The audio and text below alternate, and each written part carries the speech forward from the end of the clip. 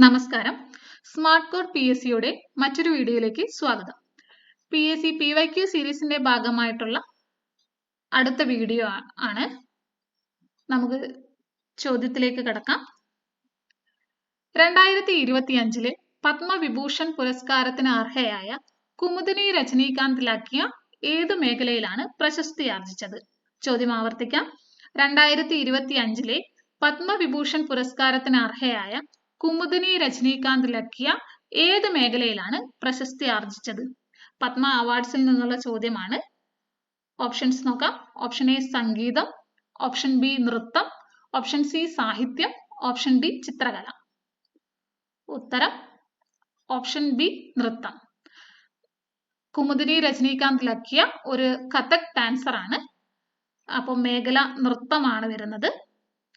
നമുക്ക് കൂടുതൽ പത്മ അവാർഡ്സിന്റെ കൂടുതൽ ഡീറ്റെയിൽസിലേക്ക് പോകാം. പത്മ അവാർഡുകളിൽ ഈ വർഷം പത്മ പുരസ്കാരങ്ങൾ ലഭിച്ചത് ആകെ 139 പേർക്കാണ്. അതിൽ 5 മലയാളികൾ ഉൾപ്പെടുന്നു. നമുക്കറിയാം, the highest civilian honour of India അല്ലെങ്കിൽ ഇന്ത്യയിലെ ഏറ്റവും ഉയർന്ന സിവിലിയൻ ബഹുമതി എന്ന് പറയുന്നത് ഭാരതരത്നയാണ്. 1954 മുതൽ ഈ പുരസ്കാരങ്ങൾ നൽകി തുടങ്ങിയിട്ടുണ്ട്. ഭാരതരത്ന കഴിഞ്ഞാൽ പത്മവിഭൂഷൺ, പത്മഭൂഷൺ, പത്മശ്രീ. അപ്പോ ഈ വർഷം നമ്മൾ 139 പേർക്ക് പുരസ്കാരം ലഭിച്ചിട്ടുണ്ട് എന്ന് പറഞ്ഞു. ഇതിൽ 7 പേർക്ക് പത്മവിഭൂഷണും 19 പേർക്ക് പത്മഭൂഷണും 113 പേർക്ക് പത്മശ്രീയും ലഭിച്ചിട്ടുണ്ട്. ഒന്നുകൂടെ നോക്കാം.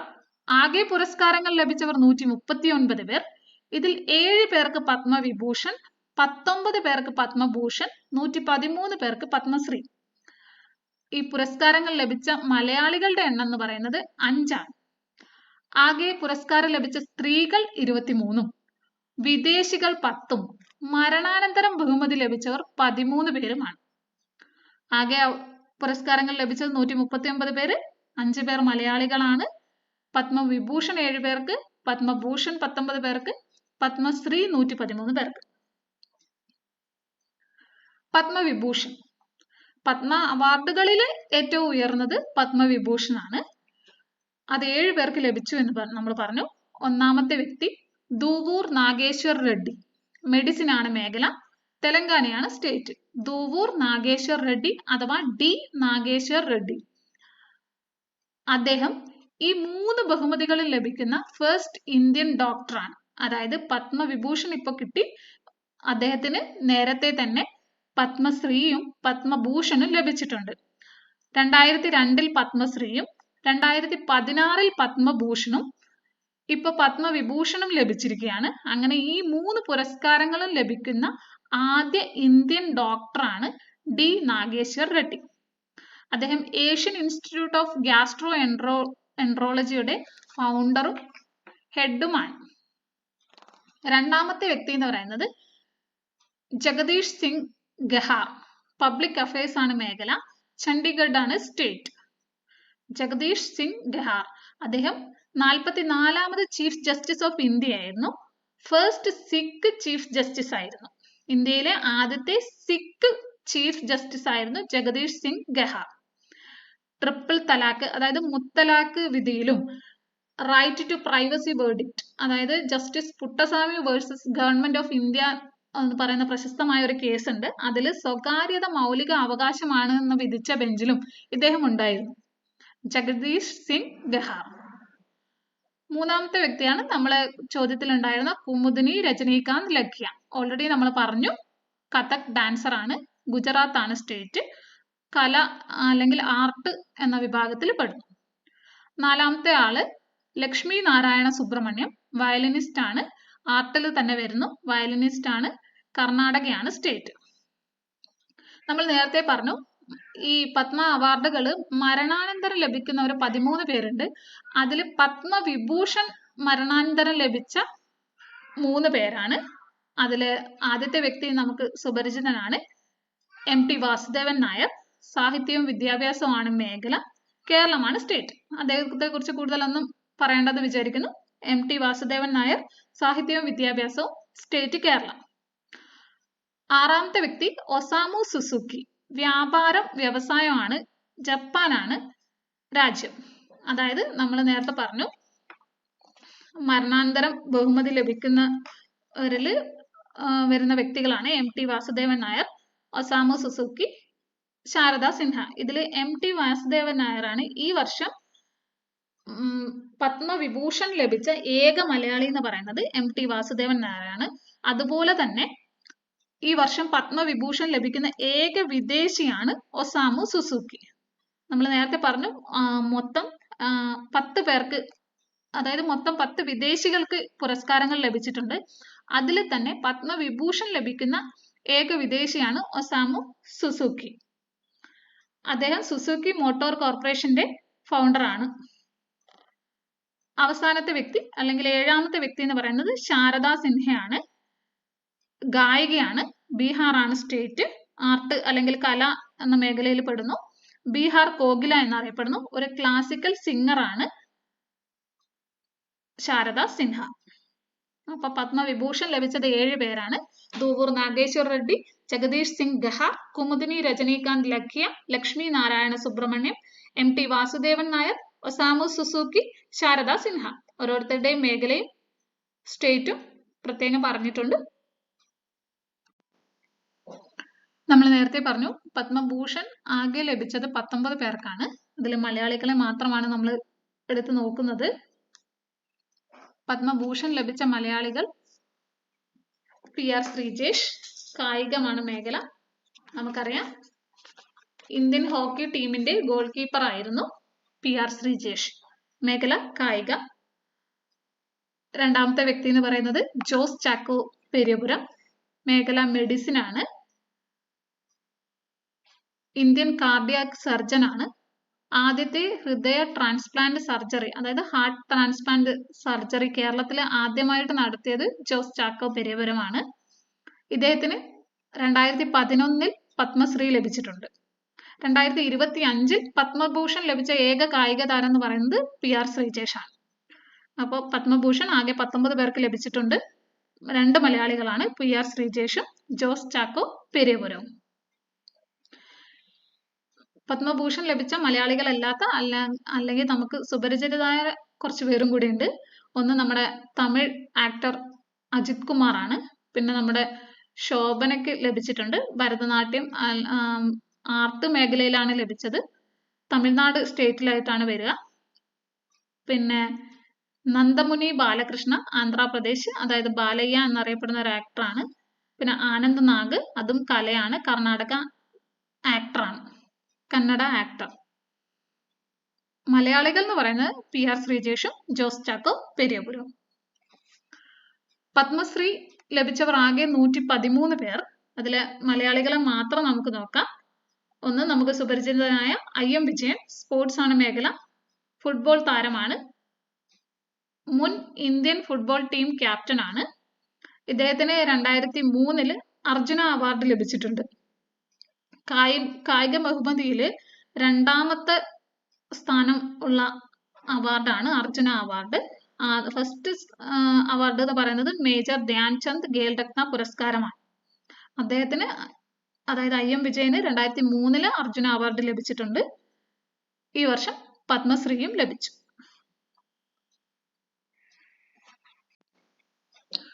അടുത്ത ചോദ്യത്തിലേക്ക് പോകാം. ആപേക്ഷിക ആർദ്രത കൂടുതലുള്ള തണുത്ത നീണ്ട രാത്രികൾ ഇത് രൂപം കൊള്ളാൻ കാരണമാകുന്നു.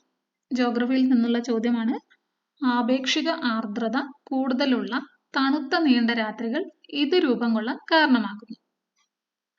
ഏത് രൂപം കൊള്ളാൻ എന്നുള്ളതാണ് ചോദ്യം. ഓപ്ഷൻസ് നോക്കാം. ഓപ്ഷൻ എ തുഷാരം, B മൂടൽമഞ്ഞ്, C ഉറഞ്ഞ മഞ്ഞ്, D നേർത്ത മഞ്ഞ്. ഉത്തരം ഓപ്ഷൻ എ തുഷാരം. അപ്പൊ തുഷാരം എന്ന് പറയുന്നത്, അതായത് ജോഗ്രഫിയിൽ അല്ലെങ്കിൽ ഭൂമിശാസ്ത്രത്തിൽ തുഷാരം എന്ന് പറയുന്നത് അന്തരീക്ഷത്തിലെ നീരാവി ഘനീഭവിച്ച് രാത്രിയിൽ തണുത്ത പ്രതലങ്ങളിൽ രൂപം കൊള്ളുന്ന ചെറിയ വെള്ളത്തുള്ളികളാണ്.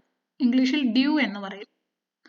അതായത് ഇതെങ്ങനെ രൂപം കൊള്ളുമെന്ന് ചോദിച്ചാൽ രാത്രിയിൽ ഭൂമിയുടെ ഉപരിതലം വേഗത്തിൽ തണുക്കും. അപ്പൊ ഈ അന്തരീക്ഷത്തിലെ നീരാവി അല്ലെങ്കിൽ ജലബാഷ്പം തണുത്ത പ്രതലങ്ങളുമായി സമ്പർക്കത്തിൽ വരുമ്പോൾ ഘനീഭവിക്കും.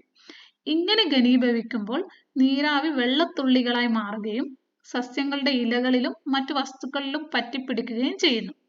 ഇതിനെയാണ് തുഷാരം എന്ന് പറയുന്നത്. തുഷാരം രൂപപ്പെടുന്നതിന് അന്തരീക്ഷത്തിലെ ഊഷ്മാവ് ഒരു പ്രത്യേക താപനിലയിൽ താഴണം.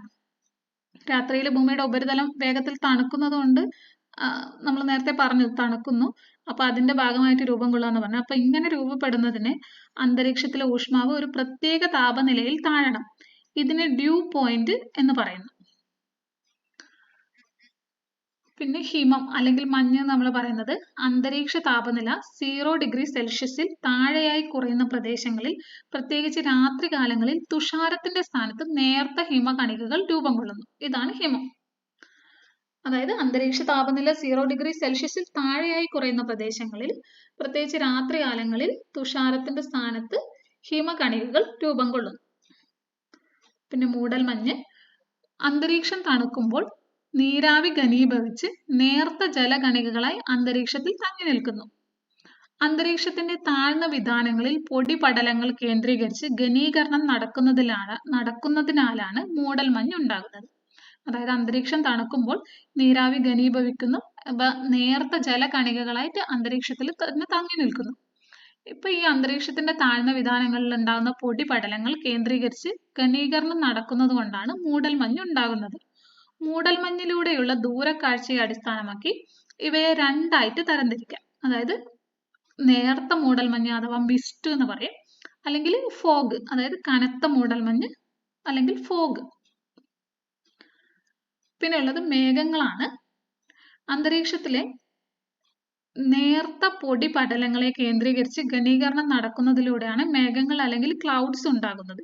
ഇത്തരത്തിൽ രൂപം കൊള്ളുന്ന ജലകണികകളുടെ വലിപ്പം 0.001 സെന്റിമീറ്ററിലും താഴെയാണ്. അതിനാലാണ് അവ അന്തരീക്ഷത്തിൽ തന്നെ തങ്ങി നിൽക്കുന്നത്.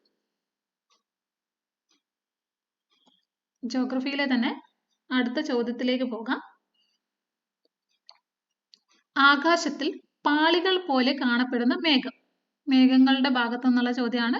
ആകാശത്തിൽ പാളികൾ പോലെ കാണപ്പെടുന്ന മേഘം. മേഘങ്ങൾ കുറെ ടൈപ്പ് നമ്മൾ പഠിച്ചിട്ടുണ്ട്. അപ്പം ഇതിൽ options A cirrus, B cumulus, C nimbus, D Stratus.